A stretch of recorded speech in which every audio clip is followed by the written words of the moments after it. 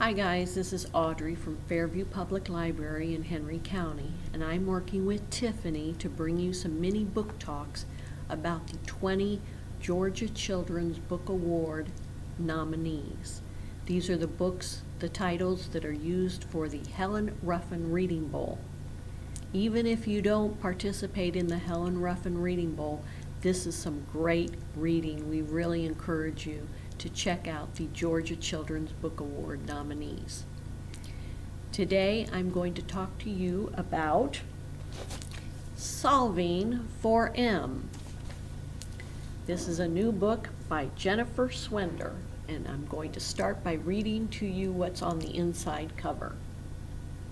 I thought 5th grade at the middle school was going to make perfect sense, but now I'm not so sure. Besides writing poems in science and following the no drawing rule in art, we have to keep a journal in math. Our teacher, Mr. Van, says a math journal is a place to tackle challenging problems and process deep thinking.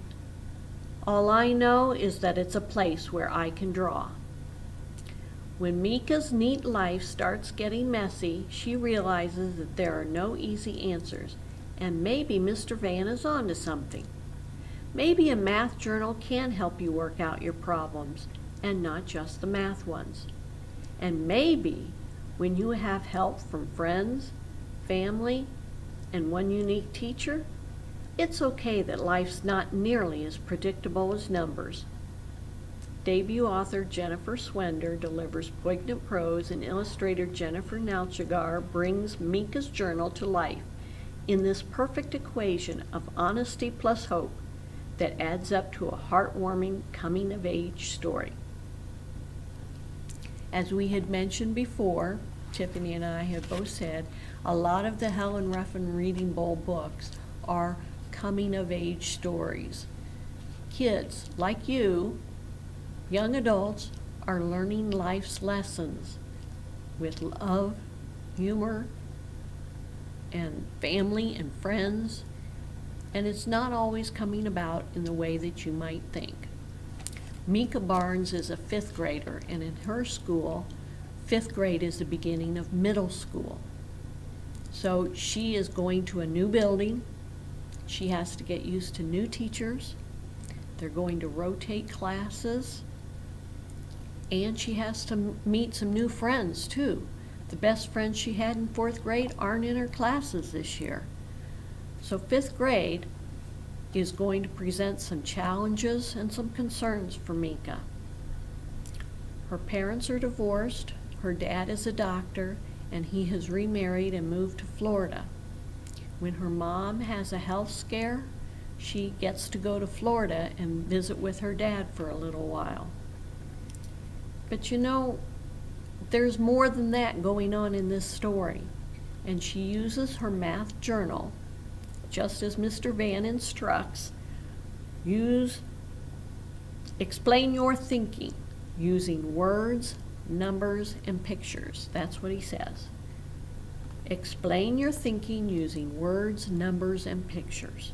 So she starts using her journal, explaining her deep thinking about all of her concerns, not just her math problems. And she finds that with the help of friends and family, she can learn to solve the unknown, solving for M, what's important to her, and she finds her place in the world and with her family. She finds a place to belong. This is really a very good story, very uplifting, and I would suggest it highly for anyone interested in the Helen Ruffin Reading Bowl books. The Planet Earth is Blue. This is by Nicole Panteleakos. I hope I said that right. But this is a very good book.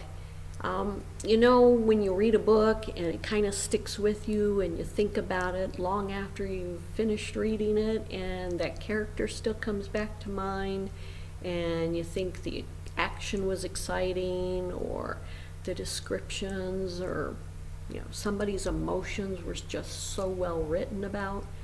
This is one of those books. This is going to be one of my new best favorites. Okay, this right here is Nova. She's a very small, well, excuse me, she is a small autistic girl. She's actually 12 years old. Let me read to you what's on the cover here. Nova and her big sister Bridget love astronomy, and they plan to watch the launch of the Space Shuttle Challenger together. But Bridget has disappeared, and now Nova is in a new foster home. Teachers and foster families have always believed that Nova isn't as smart as other kids, and only Bridget knows how wrong they are. Nova is autistic. Speaking is hard for her. But now, as the liftoff draws closer, others are beginning to see how intelligent Nova really is. And every day she's counting down to the launch and to the moment when she'll see Bridget again. The brilliant debut promotes empathy, kindness, and hope in the face of challenges. Readers will discover that Nova is an explorer who journeys far beyond others' assumptions. Some of her teachers have written Nova off as nonverbal, mentally retarded. But if you say the R word in front of Bridget, boy, she hops up on those people and she tells them, my sister is not a talker, she is a thinker. And it's true. It turns out they love everything about the space program. And this is in 1986. They're getting ready to see the launch of the Challenger that took place in January of 1986. Unfortunately, these two girls are products of the foster care system, and they've been to some homes where they have not always experienced understanding and compassion. But now Nova is in a new foster home, and she is waiting for Bridget to come meet with her, and they are going to watch the launch together. After all, Bridget promised. But in the meantime, she is learning to express herself, although not verbally. She can write a little bit, and her teachers are beginning to see, oh yeah, she can read. She does know her letters. But like many autistic people, she might struggle a little bit, but she is not as dumb as some people think. And she does really well in her new school, and she learns to meet some new people, and she starts trusting her foster family. And it's really a good, heartfelt story, and an example of what family is and can be, and how loving and hopeful that family usually is for you. And sometimes friends are part of that family too. Okay? The Planet Earth is Blue by Nicole Panteleakos. Bye. Welcome to yet another Georgia Children Book Award nominee and Helen Ruffin Reading Bowl Book Talk.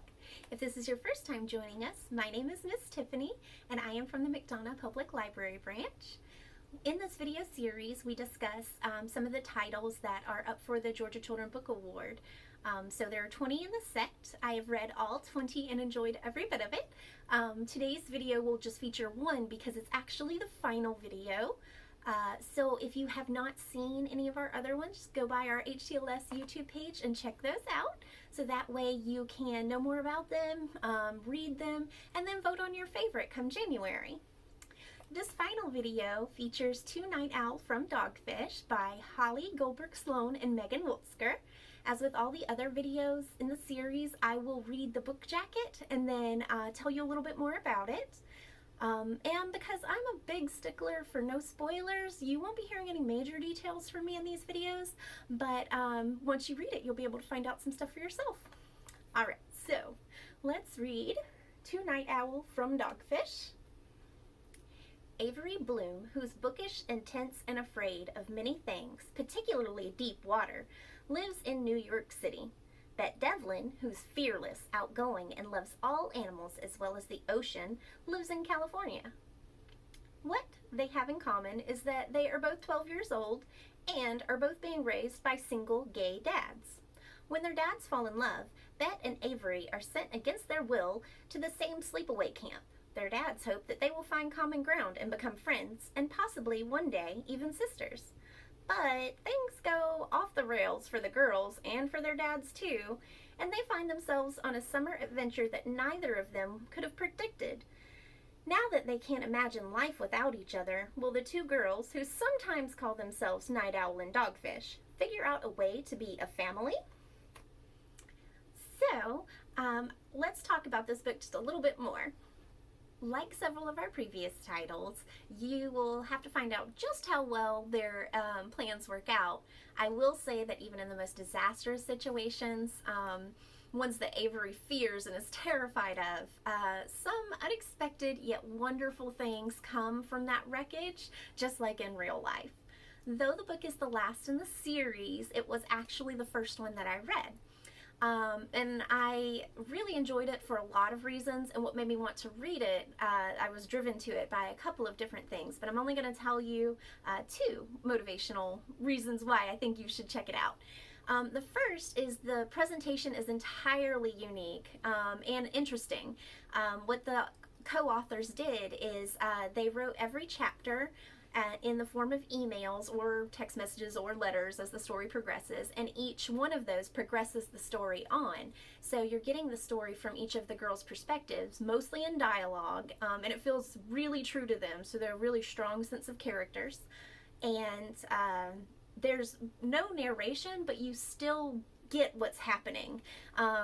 So I think it's just a different way of telling a story. And it must have been a really fun writing challenge for the co-authors to write both characters mostly through their dialogue while developing a story and working together.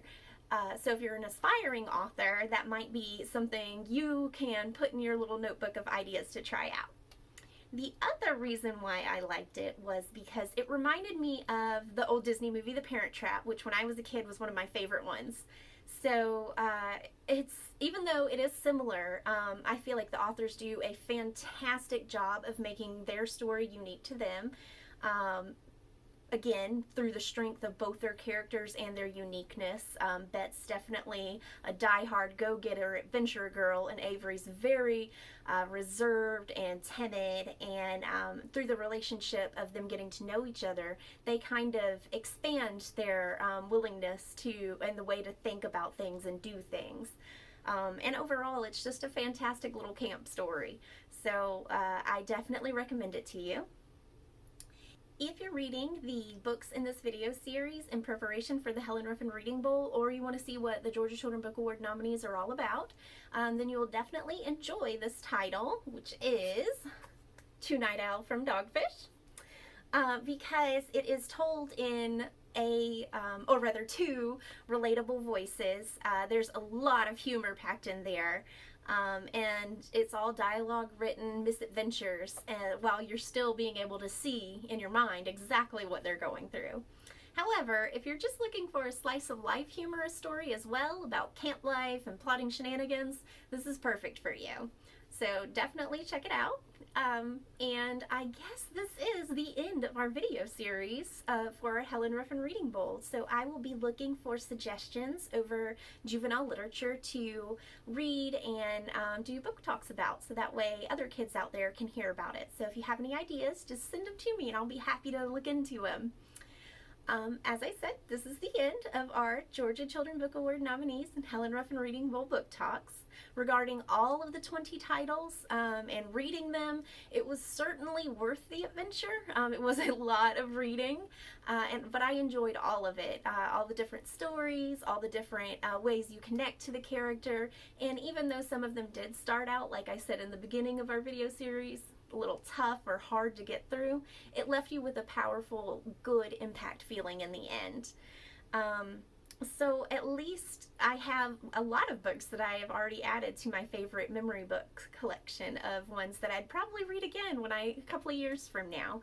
So I hope at least one of the 20 are that way for you too. Come by and vote for it if it is. But while you're here on our YouTube channel, check out some of our other videos, and we will wait to see what we hear from you guys about which books we should do next. All right. Hope you guys do well. Bye.